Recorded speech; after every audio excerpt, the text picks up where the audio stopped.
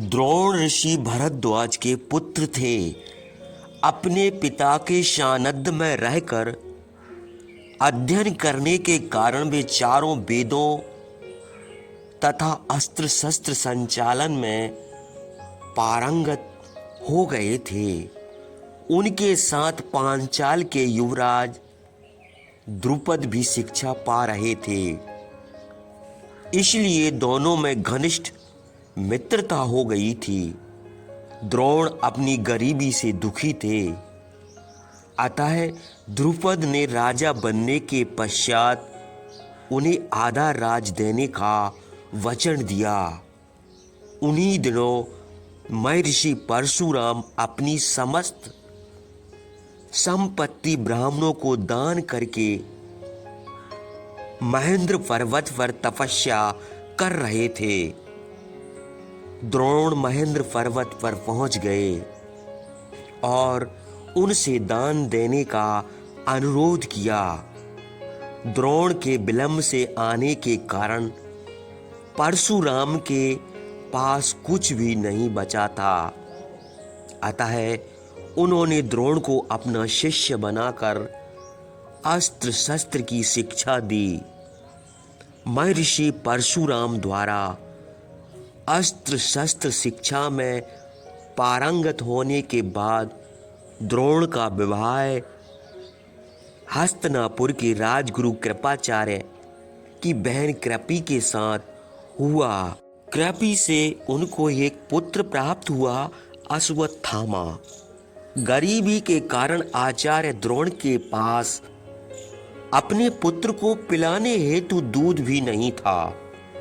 तभी उन्हें अपने मित्र द्रुपद के पास जाकर उसका वचन याद दिलाने की बात सूझी, लेकिन सत्ता के अहंकार में पांचाल राज द्रुपद ने उन्हें अपमानित करके वापस भेज दिया। दुख और अपमान से क्रोधित द्रोण ने भविष्य में द्रुपद को दंड देने की प्रतिज्ञा कर ली। तत्पश्चात आचार्य द्रोण कृपाचार्य के साथ रहने के लिए चले गए। एक दिन द्रोण कहीं जा रहे थे, तभी उन्होंने देखा कि अनेक राजकुमार एक कुआं के पास खड़े हैं। वे वहां गए, सबने उन्हें प्रणाम किया। परिचय पूछने पर एक राजकुमार ने विनम्र स्वर में कहा, मैं महाराज पांडु का पुत्र युधिष्ठिर हूँ। ये मेरा अनुज महाराज धृतराष्ट्र का पुत्र दुर्योधन है। हम लोगों की गेंद इस कुएं में गिर गई है, इसलिए हम इसे निकालने का प्रयत्न कर रहे हैं। युधिष्ठिर के स्वभाव से प्रसन्न होकर आचार्य द्रोण ने घास का एक तिनका उठाया और उसे एक तीर की भांति गेंद पर मार दिया। निशाना अचूक था, तिनका गेंद में धंस गया।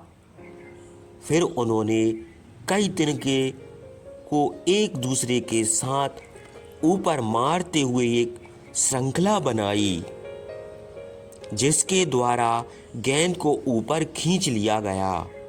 सभी राजकुमार उस ब्राह्मण के कौशल से बहुत प्रभावित हुए।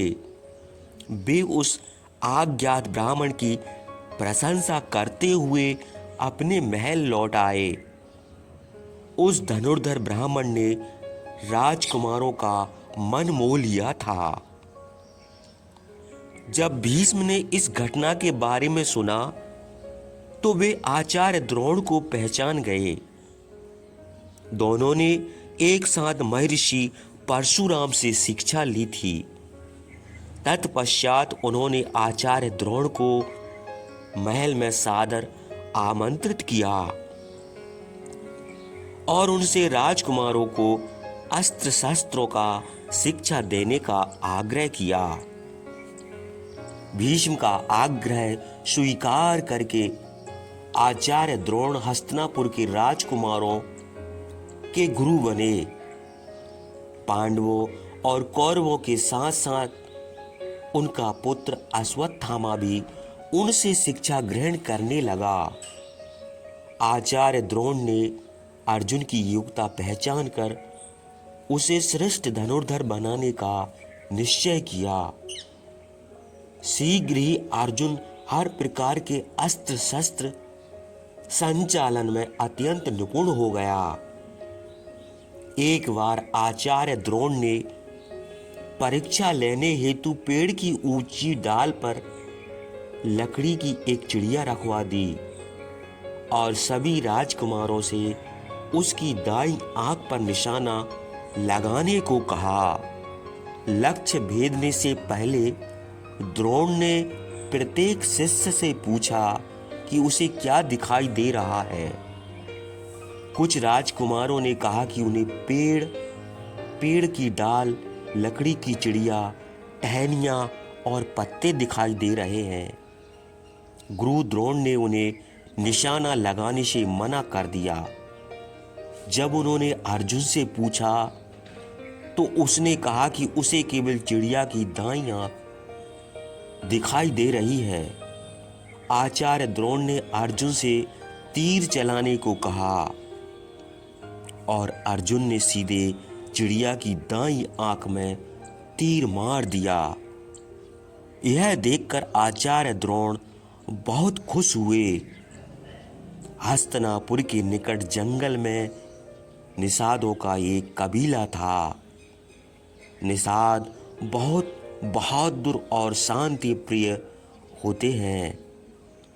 उनके सरदार का एक पुत्र था एकलव्य। एकलव्य को तीरंदाजी में बहुत रुचि थी।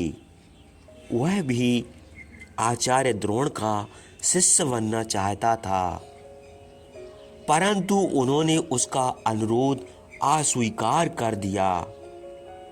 तब एकलव्य ने आचार्य द्रोण की मिट्टी की एक मूर्ति बनाई और उसे गुरु मानकर तीरंदाजी का अभ्यास शुरू कर दिया। एक बार आचार्य द्रोण ने एक कुत्ते का मुंह अनेक तीरों से बिधा हुआ देखा। उनको बड़ा आश्चर्य हुआ। वे जंगल में आगे बढ़े।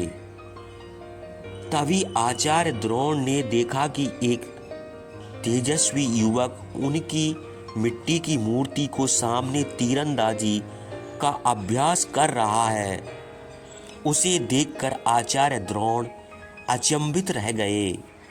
वे अर्जुन को श्रेष्ठ धनुर्धर मानते थे, परंतु ये तो उससे भी ज्यादा निपुण और योग्य बालक था, जो शब्द भेदी बाण चला सकता था। आचार्य द्रोण अपने स्वपन को नष्ट होता नहीं देख सकते थे। वे चाहते थे कि अर्जुन हमेशा श्रेष्ठ धनुर्धर बना रहे। अतः वे एकलव्य के पास पहुंचे और गुरु दक्षिणा के रूप में उसके दाएं हाथ का अंगूठा मांग लिया, जो किसी धनुर्धर के लिए अत्यंत आवश्यक था। एकलव्य ने कोई विचार किए बिना तुरंत अपने दाएं हाथ का अंगूठा काटकर आचार्य द्रोण को दे दिया। एकलव्य का समर्पण भाव देखकर आचार्य द्रोण अत्यंत प्रसन्न हुए।